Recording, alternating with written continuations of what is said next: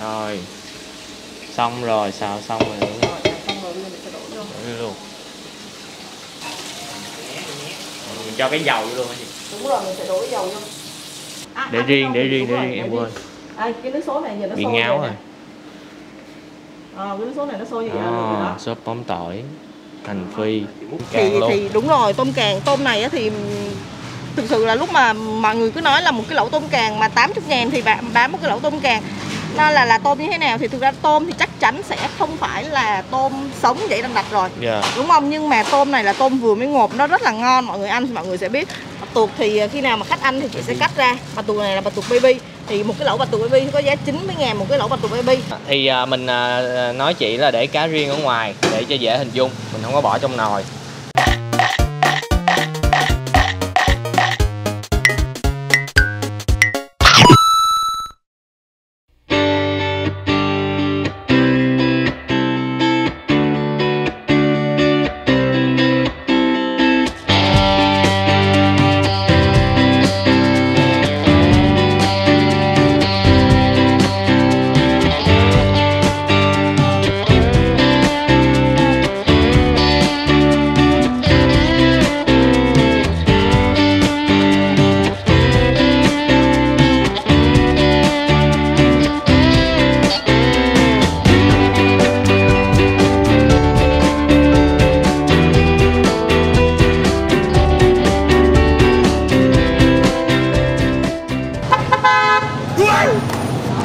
Xin chào cả nhà, Gia Phú và Mèo rất vui được chào đón cô chú, anh chị và tất cả các bạn đã đến với PM Food Travel. Gương mặt hồi nãy là gương mặt chết đói, lâu quá không được ăn, thèm quá đói rồi. Ngày hôm nay chúng ta sẽ đi ăn lẩu cá, và không chỉ lẩu cá không, sẽ có nhiều món nữa để cho mọi người thể lựa chọn. Đây, tiệm lẩu 67, đường Lê Trung Nghĩa, phường 12, quận Tân Bình, ở Cộng Hòa. Chúng ta đi lên Hoàng Hoa Thám vòng ngược xuống nha.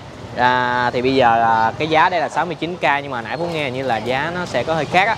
Thì để mình vào mình cập nhật để mình chia sẻ cho cả nhà. Mời cả nhà, đừng quên like, share cũng như là ấn nút subscribe nha.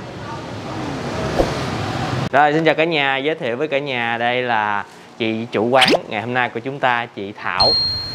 Thì bây giờ là cái buổi trưa là chị Thảo sẽ bắt đầu là như chị chia sẻ cho Phú biết á, thì là chị sẽ nấu lẩu và nấu các gia vị rồi mới đem xuống bán.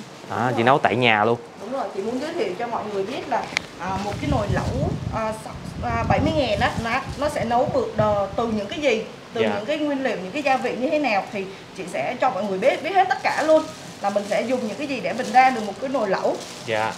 Coi như là cái này là của một nồi lẩu luôn đúng không chị? Đúng rồi, cái này là một nồi lẩu khoảng tầm 150 lít. 150 lít nước lẩu thì mình sẽ sử dụng ở đây là có riềng, sả và ớt.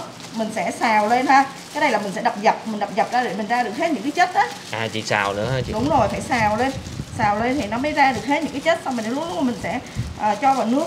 Cái nước lẩu Thái này á thì nhiều người cứ nghĩ là nó phức tạp á, nhưng mà thực ra là nó chỉ như vậy thôi. Mình cũng không cần phải nấu nước xương hầm gì đâu các em.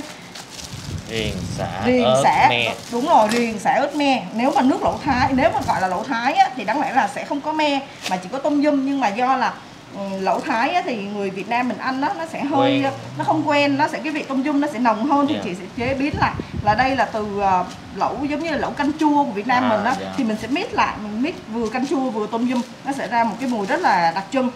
Rồi bây giờ mình sẽ đi xào ha. Xào thôi. Rồi bây giờ mình đổ vô mình xào ha. Xào hết luôn hả chị? Hết luôn. Bỏ hết tất cả vô. Khi mà mình xào cái này nó thơm, nó dậy mùi á, thì nó mới ngon được. Chứ mà mình bỏ trực tiếp vô cái nước thì nó sẽ không ra được hết cái chất của gừng riềng. Chúng ta sẽ cùng xem lẩu 70.000. Lẩu 70.000. 70.000. Có những gì và cách làm như thế nào? Trước giờ thì cũng em thấy cũng có nhiều người thì thắc mắc hoặc cũng nghĩ là xài cái viên thả lẩu. Đúng rồi, ai cũng nói hết, có nghĩa là 70.000 là sẽ những cái gì. Rồi bây giờ mình sẽ bây giờ chị đảo cái này ha. Đảo me đảo cái nồi. Vô. Rồi. Mình để nó sôi khoảng tầm 10 phút là được à. Cho nó thơm lên là được thôi. Không có cái gì phức tạp hết. Cái này là được bao nhiêu dung tích chị? cái nồi này hả? Dạ. Cái nồi nước lẩu hả? Không, cái tất cả nguyên liệu chị đang làm nè. Cái này là tầm 2 kg riềng, 2 kg sả và gần 1 kg ớt đỏ. Dạ. Mình sẽ đập dập ra. Là được khoảng bao nhiêu? Mình nấu được cái nồi như này hả? Dạ. Một cái nồi bự ngoài hả? Lát mà chị nấu đúng rồi, khoảng tầm 150 lít nước. Ồ. 150 lít nước thì mình sẽ sử dụng 2 kg riềng, 2 kg sả ở đó. Me này thì mình sẽ bóp ra ha. Dạ. Nói là lẩu Thái nhưng mà thực ra là nó cũng mix lại á, để cho dễ ăn với mọi người á. Không biết là những quán khác thì như thế nào, nhưng mà chị thì chị nấu thêm me nữa. Ủa, me này ở ngoài nó có bán nhiều loại khác hay nó chỉ vậy thôi chị? Nó có 2 loại em, có một loại là me mà màu nâu đen luôn. Thì cái loại đó thì nó sẽ hơi bị chét. Còn cái me này á, là me mà nó chỉ vừa đủ độ chua thôi. Ủa, cái me đó thì làm món gì? Me chét. Cái me chét đó thì chị cũng không biết là người ta làm món gì, nhưng mà vô cái nước lẩu thì nó sẽ bị hơi nhẫn nhẫn á. Nên là mình phải sử dụng cái me mà mọi người để ý, cái me mà nó sẽ nâu nâu như vậy thôi nè. Cái màu ra nó sẽ nâu như vậy thôi. Đó. Là có 2 loại, trước giờ em tưởng có 1 loại. Có 2 loại me á.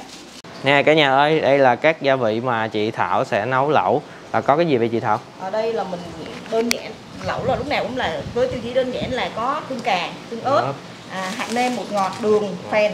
Đường là sẽ là đường phèn ha, hạt nêm, bột ngọt thì nó là bình thường rồi, tại vì cái gì cũng phải có hết ha. Nhưng mà hạt nêm, bột ngọt thì chị cũng sẽ xài những cái loại mà có thương hiệu như vậy. Tương cà, tương ớt nó chị cũng xài từ Cholimax.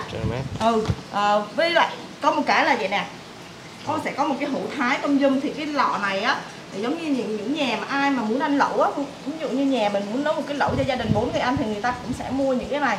Nên nó sẽ không có cái gì gọi là hóa chất hay là gì hết. Đây là của cái này là của Thái luôn. Cái hũ này là hũ Thái tôm dum. Đó, mình cho vô nó sẽ có một cái vị Thái. Bây giờ mình sẽ đổ đường phèn vô ha. Đường phèn nha mọi người. Đường phèn. Sử dụng đường phèn thì nó sẽ ngọt thanh hơn. Dạ. Rồi, cô giúp chị đây. Cho giùm chị 2 bịch này vô. 2 bịch hạt nêm luôn. Phú Danh canh cút. Không, phụ Danh canh cút. 2 bịch hạt nêm luôn. Rồi, đổ vô. Đổ hết vô, đổ mạnh mẽ vô. Đó, đổ mạnh mẽ vô. 2 bịch. Ví dụ ở nhà mà mọi người mà muốn nấu thì mọi người sẽ gia giảm lại thôi. Rải. Đây là mình đang chỉ cho cách mọi người nấu lẩu Thái, nếu như không muốn đi ra ngoài đường ăn lẩu 70.000. Rồi, thêm một bịch nữa cắt to đây để dễ đổ. Dạ. Bịch thứ 2 đây để mình đổ cho đẹp cho bạn quay. Đó. Ok chưa? Đủ hình chưa bạn ơi? Rồi, ok luôn. Rồi. Tiếp theo là mình sẽ đến bột ngọt. Bột ngọt thì bột ngọt chị đổ đi. Em không dám đổ cái này. Bột ngọt thì mình sẽ không nên xài nhiều quá. Một cái dụ như một cái bột ngọt này là một cái bịch 1 kg thì chỉ xài 2/3 thôi. Tại vì nó làm điều vị á. Nên làm ai mà không ăn được bột ngọt vẫn ăn bình thường nha, không có một cái cảm giác gì hết đâu. Rồi bây giờ sẽ tới lượt là tương cà tương ớt. Rồi bây giờ mình sẽ tới lượt mình cho tương cà tương ớt ha. Bao nhiêu chị? Rồi em cứ đổ hết đi. Của em là đổ hết luôn. Đó, đổ nhiệt tình vô. Ủa sao? Bóp, em phải bóp. Phải bóp. Đúng là không có nghề. Nó văng. Ui trời, nó văng. Dữ. Rồi. Trừ lương nha bạn. Đúng không? Dạ. Tôm dum. Để tạo mùi cái vị Thái vậy đó. Mình cho hết luôn. Tại vì cái nồi này nó cũng lớn, dung tích nó 150 lít. Bao nhiêu hũ gì? Mình cho 1,5 hũ. Hũ rưỡi. Cho 2 hũ thì nó hơi nhiều á.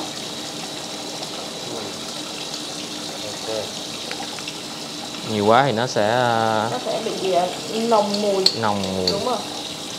Nó nồng mùi, nó sẽ không hợp với cái vị cá. Chẳng qua là do là mình bán lẩu cá, hay nên là cái nước lẩu mình nấu á, thì nó phải phù hợp với lại cái topping bỏ vô là topping cá. Rồi bây giờ mình bỏ me vô ha. Me nó mình là bóp sẵn rồi đó. Chén lại đi.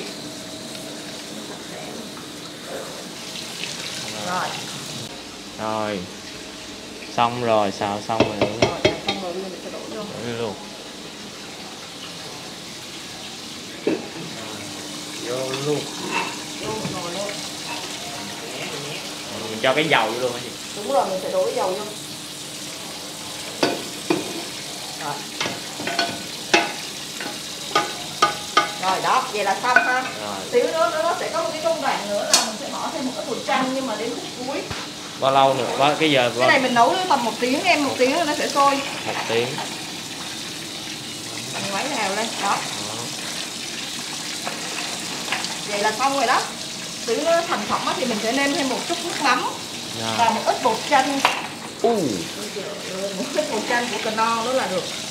Sốt để mà chị làm cái món mà nhú heo. Cái nước sốt để mình đổ cho mình xào với lại nhú heo với lại cá viên mắm tỏi á, cái nước sốt mắm tỏi á.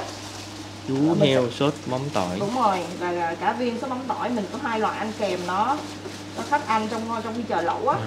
Đây là hành thì mình bào, hành tím mình bào sẵn ra rồi, mình chỉ có phi thêm thôi, phi rồi mình đổ gia vị thôi. Đợi nó chín á. Đường. Mình nấu với lại đường, nước mắm và tương ớt. Đó. Mình nấu sẵn để cái lúc mà khách đông á, mấy bạn nhân viên chỉ có múc một vá, chỉ định lượng một vá là mấy bạn sẽ múc một vá vô để mấy bạn xào thôi, cho nó nhanh. Đó, đường nước mắm vô. Nước mắm 5 ngư luôn nghe nha. Nước mắm 5 ngư. Đây sử dụng nước mắm 5 ngư. Có tương ớt nữa. Đó. Đây là gia vị làm vú heo nha cả nhà. Không phải liên quan lẩu nha. Không liên quan đến món lẩu. Cái này là chị nấu sa tế. Tỏi, mình phi tỏi vô. Tỏi. Là cái này cho lẩu đúng không chị? Cho lẩu đúng rồi. Cái này khi mà khách ăn lẩu á, thì mình sẽ bỏ một miếng sa tế này vô. Nói là sa tế thôi mà thực ra là nó sẽ không có cay lắm đâu. Hầu như là nó sẽ là sả nhiều. Mà sả thì mình nấu thì mình sẽ nấu không có kỹ. Tại vì cho nó giữ được cái độ tươi của sả. Cái lúc mà khách mà người ta ăn vô á, người ta cắn vô á, thì nó sẽ rất là ngon. Sả thì mình xay ra. Sả thì mình nhờ người ở ngoài á, mua xong rồi nhờ người ta xay được cho mình luôn. Đó, đỏ lè. Đó thì mình chỉ cho cái lượng nó vừa phải thôi. Ai mà không ăn cay được thì mình sẽ không có bỏ sa tế.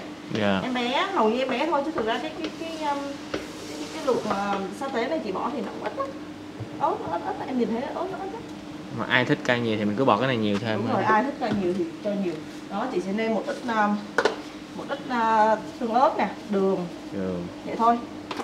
Cho nó đậm đà thôi. Rồi xong rồi mình đảo lên. Mình nấu trong vòng khoảng tầm 20 phút thôi, không có nấu nhiều nha.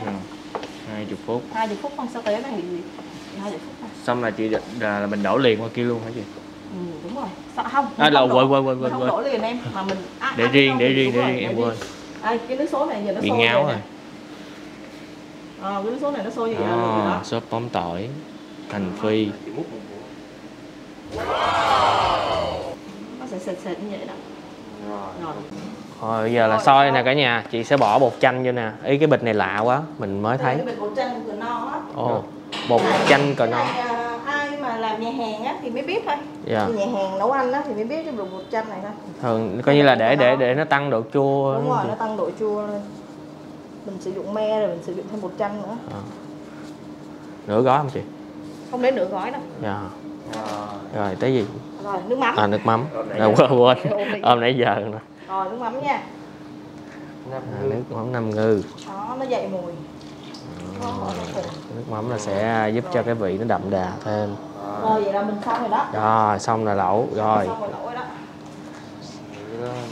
Lên múc một cái vá lên ớt, xả riềng.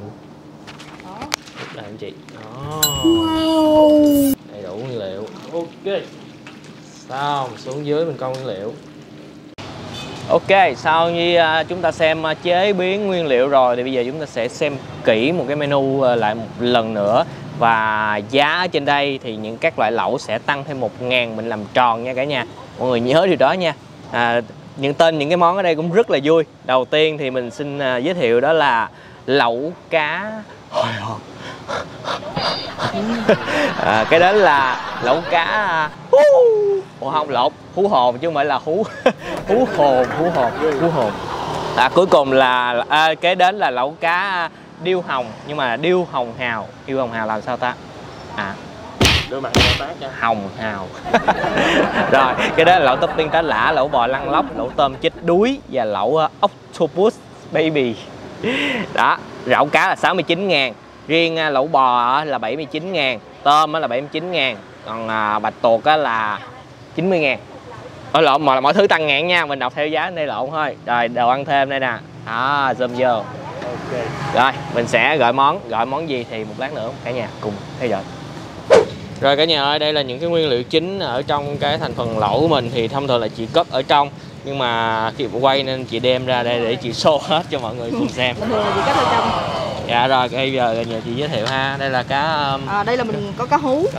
Cá hú thì cái này á, thì tất cả các nguyên liệu này á, chị đều lấy chợ Bình Điền nên là giá nó rất là rẻ.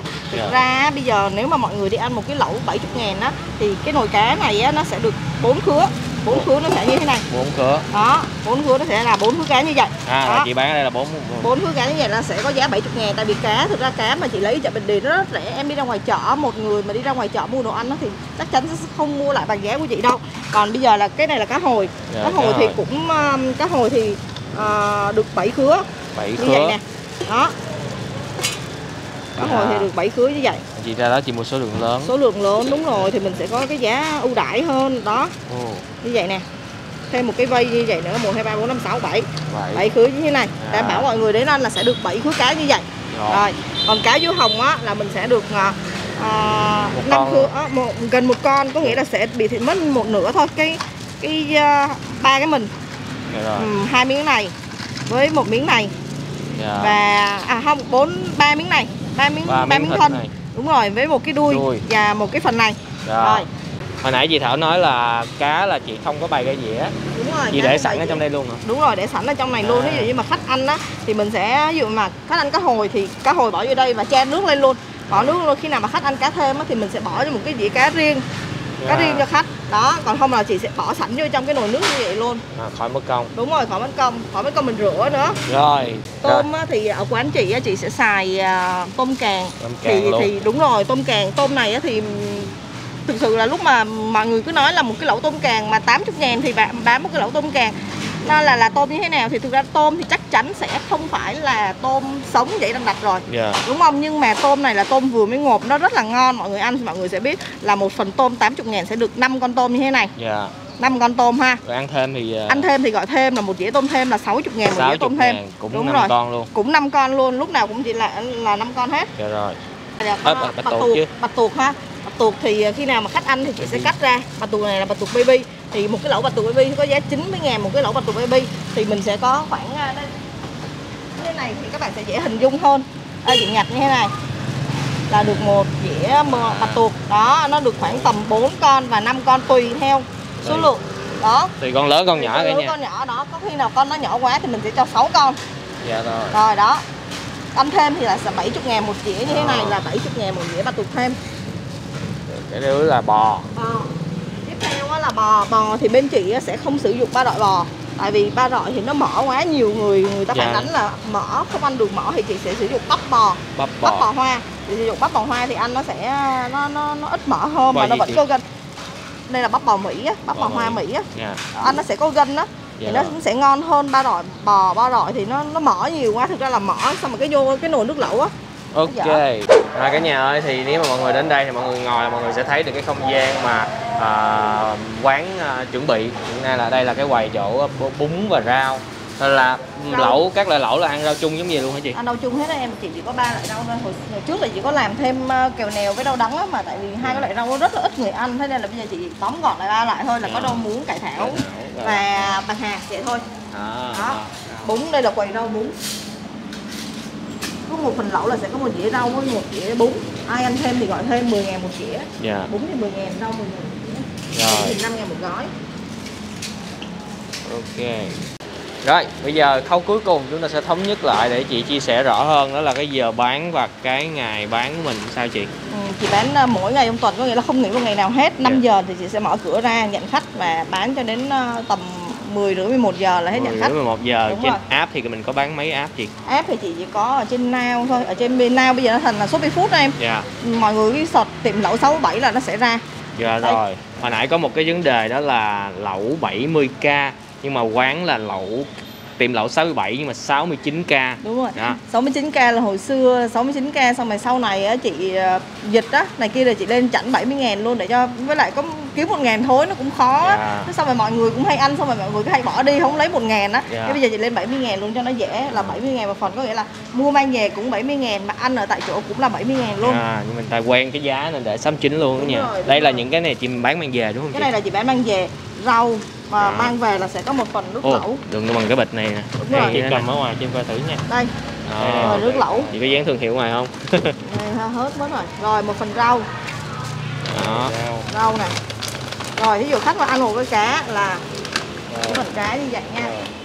Để em tay cho em coi thử nha. Cũng là 70.000, không có tính thêm tiền hộp gì đúng không chị? Đúng rồi, không có tính thêm một cái gì hết. Rồi bún. Ai ở đâu thì sếp tính bao nhiêu thì mình trả cái phí đó ha. Đúng rồi. Nước mắm.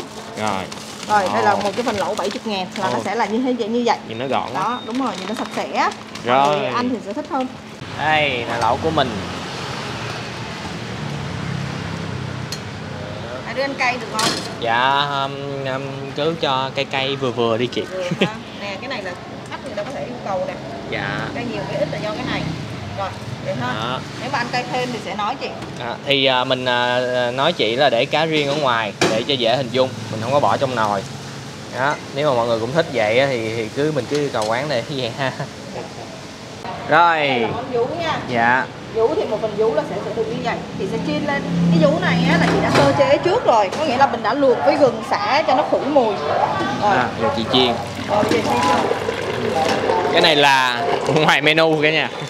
Thấy cũng hấp dẫn quá nên ăn luôn. Coi như là mình ăn vặt cái này đi rồi mình ăn qua lẩu.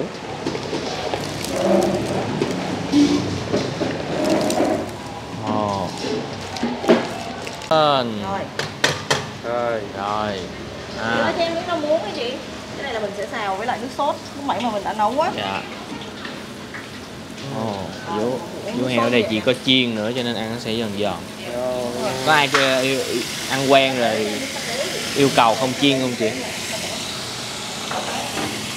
Nè cái này là chị xào với rau muống. Ăn rau muống cho nó đỡ ngán. Với mình cho thêm mỡ sa tế vô nữa. Sa tế. Ở đây thì vú heo chị có chiên giòn nữa. Có ai ăn quen rồi kêu chị yêu cầu không chiên không chị? Không, phải chiên thế, phải giòn nó mới ngon. Tí nữa em ăn này em sẽ biết. Dạ. Nó vô là nó sẽ giòn ở bên ngoài á, mà nó bên ngoài nó giòn mà nó sực sực á. Dạ, chỉ có Phú Tào Lao mới hỏi vậy thôi nha cả nhà.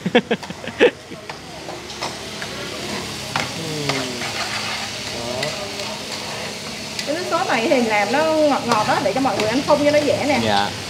Bây giờ nhìn giống bò lúc lắc nè. Tỏi phi nữa nè. Rồi xong. Ra dĩa thôi. Rồi. Cái này ăn với nước. Ăn không em. Ăn không. Ăn không cũng ngon. Tại vì chị làm cái nước sốt nó ngọt ngọt đó, nó không có mặn. Dạ. Rồi. Mình ăn với lại cái muối này nha. Thì không ăn treo mà ăn với lại cái muối này, mọi người xíu nữa em ăn thử coi. Có muối nè. Đây chị nó ăn không? Ăn đúng rồi, có muối chấm. Rồi.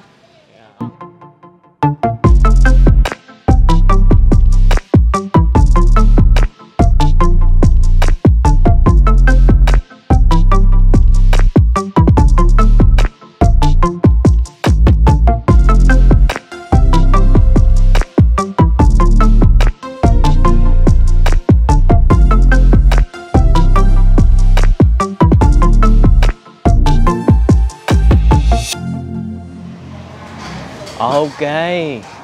Sau làm việc vất vả thì bây giờ cũng đã được ăn lẩu. Ý đâu. Gọi là sau một cái thời gian mà sửa máy, bây giờ thèm lẩu quá phải ăn lẩu thôi. Mình xin chia sẻ thì nếu mà mọi người ăn bún á, thì sẽ là một dĩa bún. Còn không ăn bún á, thì sẽ là một gói mì. Còn không mà mình kêu riêng thêm thì 5.000 một gói. Đây, trên bàn mọi người là menu mà nãy chúng ta đã gọi. Phú gọi một cái lẩu cá và những cái topping riêng để cho mọi người hình dung đúng một cái phần mà khi mà chúng ta gọi thêm nó như thế nào. Rồi, Gia Phú và Mèo xin mời cả nhà, cô chú anh chị và tất cả các bạn chúng ta cùng thưởng thức lẩu 67 70k.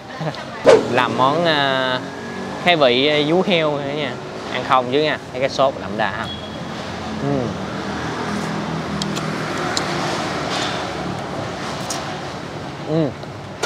Mềm lắm. Ăn đúng là như nãy mình nói đó, cái phần thịt nó dày như cái bột lắc vậy, cay cay the the, ngọt ngọt mặn mặn, bây giờ chấm đó. Muối dạng muối ớt đỏ, thấy chiên vậy nhưng mà không có phải, nó chỉ giòn nhẹ phần ở trên bề mặt thôi nha, không có cảm nhận được giòn gì đâu. Ngon, nó ngon quá à. Hợp lý. Dạ. Một tờ giấy trắng, Ngồi biết để làm gì không? Để dở nắp nồi. Nó nóng lắm. Ồ, wow, sôi nè. Ây da. Đó. Bây giờ ăn sao ta? Phú sẽ bỏ từng cái vào đi ha, để cho nó dễ. Mọi thứ mình bỏ ít chứ bỏ hết thì chắc là không hết đâu. Rau. Rau vô trước nha. Rau. Bạc hà. Rau muống. Rau ở đây thì Phú thấy là vừa đủ rồi nha. Có thể là sẽ hơi ít á, cho bạn nào mà thích ăn rau á. Cá hồi hộp. Rồi đây, miếng này vừa có mỡ vừa có thịt. Bỏ 2 miếng luôn nha.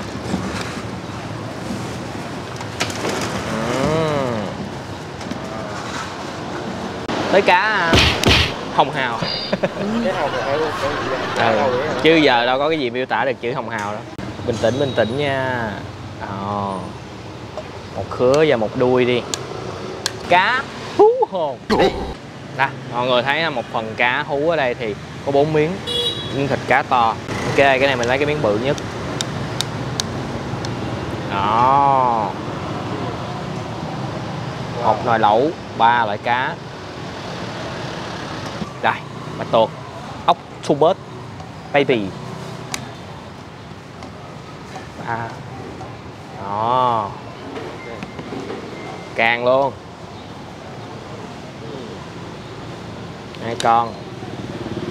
Đó, nồi lẩu bắt đầu nó có sự đông đúc và nhộn nhịp. Bò thì chắc là Phú bỏ nấm vô quá. Còn cái bò mình ăn tới đâu mình nhúng tới đó nha cả nhà ơi. Đây. Cái nấm kim châm ở bên dưới. Lọt một miếng thịt vô, vớt ra. Bỏ hết nấm vô đi.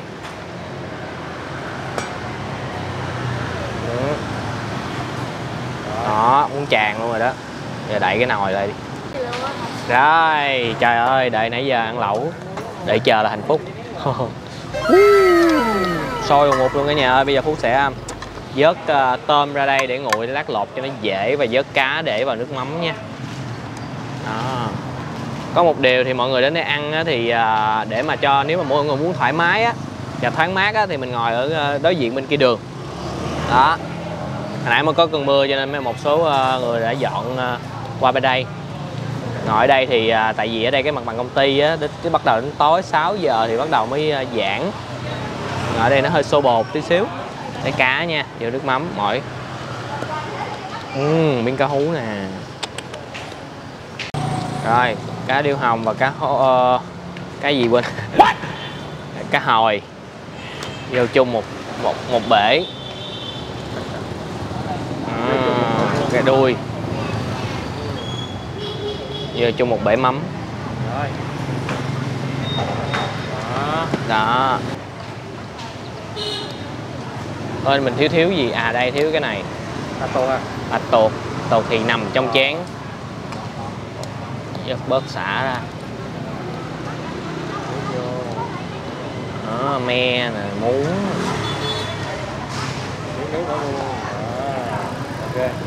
Nấm nè.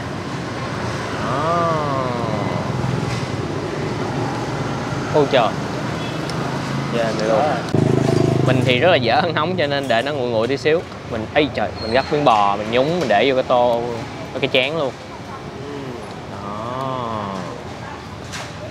Bò là phải nhúng vừa tái thôi là mình gắp nó ra.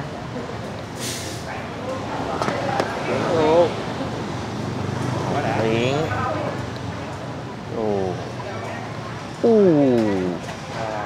Chín chưa? Chín rồi. Xuất sắc. Nếm nước. Xin lỗi cả nhà là nãy mình hơi sai sót một chút xíu là mình phải nếm cái nước trước khi mình bỏ đồ vô. Không sao. Cỡ nào thì mọi người khi mà đến đây ăn thì mọi người cũng phải bỏ nguyên liệu vô thôi. Thì nói chung là cái hàu ở đây nó rất là đậm và nó thiên về độ chua ngọt. Cái hàu ngọt nó vừa chấm nhẹ lên đầu lưỡi của mình. Vô.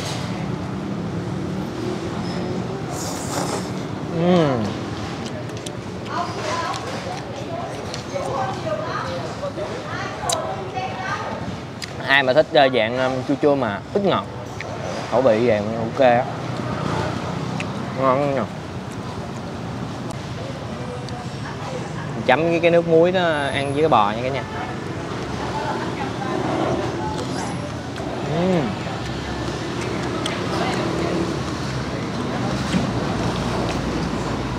Ở đây xài bắp bò, ăn dài dài đã.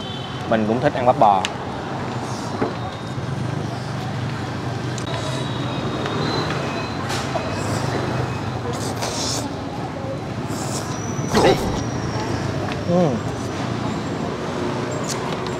Trời bắt đầu sụp tối, khách bắt đầu vô đó, đông, tấp nập rồi đó nha. Đó, và tuột ấp bớt.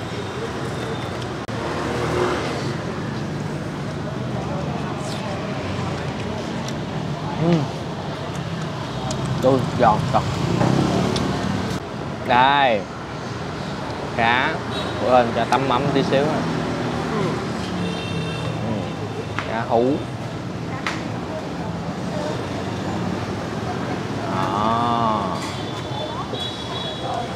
Cá hú thì ăn cũng sẽ béo béo vì nó có mỡ.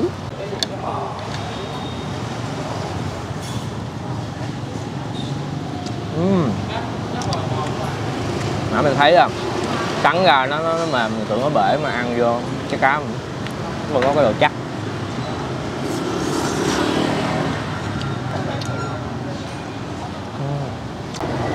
Rồi đây cái đuôi cá điêu hồng.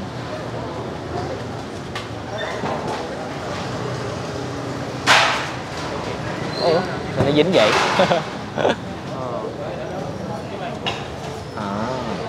Con cá không thì mặn lắm, mình phải kết hợp ăn gì chứ.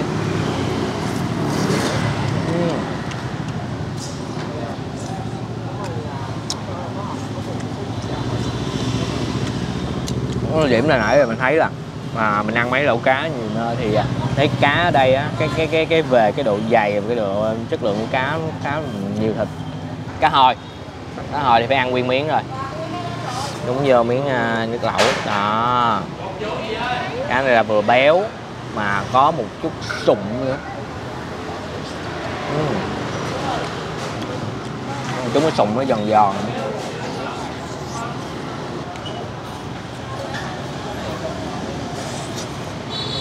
Rồi bây giờ mình sẽ luộc tôm, cá, tất cả đầy đủ, mình bỏ lên cái chôn ăn cũng đầy đủ. Rồi đây một muỗng gọi là gì, lẩu tá lả, hồi, hồng, hú, mực, bạch tuộc, tôm. Chà chà chà chà.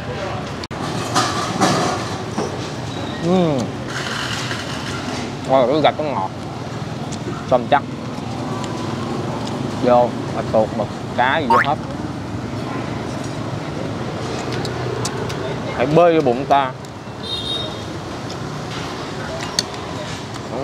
Thiếu thằng bò ngâm mới nãy giờ đó.